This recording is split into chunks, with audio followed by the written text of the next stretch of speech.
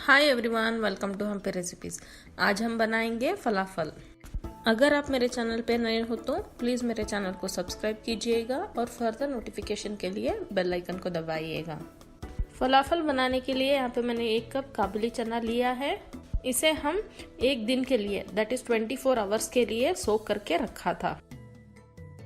अब हम इसे एक मिक्सी जार में डालेंगे। इसमें 1/3 कप प्याज, हाफ टी स्पून काला मिर्ची, हाफ कप पार्सले, थोड़ा सा धनिया, 3 लहसुन,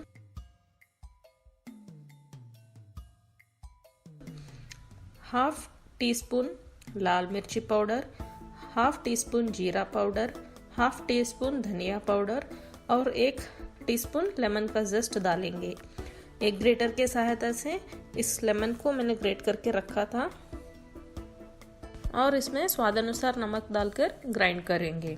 इसमें पानी बिल्कुल मत डालिएगा, ग्राइंड करने के लिए थोड़ा टाइम लगता है, इसे बिना पानी के ही ग्राइंड कीजिएगा। अब हमारा फलाफल का मिक्सचर रेडी है। इसे हम 1 घंटे के लिए फ्रिज में रखेंगे। फ्रिज में रखना बहुत इम्पोर्टेंट है। इसे फ्रिज में रखने से फलाफल का शेप बहुत अच्छे से होल्ड करेगा। फ्रिज से निकालने के बाद इसमें आधा टेबलस्पून तिल और आधा टीस्पून बेकिंग पाउडर डालेंगे। अब इसे अच्छे से मिलाएंगे। फलाफल के साथ हमस बहुत अच्छा लगता है। उसका वीडियो लिंक मैं डिस्क्रिप्शन में और आई बटन में दूंगी, उसे आप चेक कीजिएगा। अब इसका छोटे छोटे बॉल साइज का डो लेंगे और इसे गोल आकार में बनाकर इसे medium to high hot oil में फ्राई करेंगे। ध्यान रखिएगा, ऑयल ज़्यादा गर्म होने से ये बाहर से पक जाएगा और अंदर से कच्चा रह जाएगा, इसीलिए आप इसे मीडियम टू हीट पे फ्राई कीजिएगा।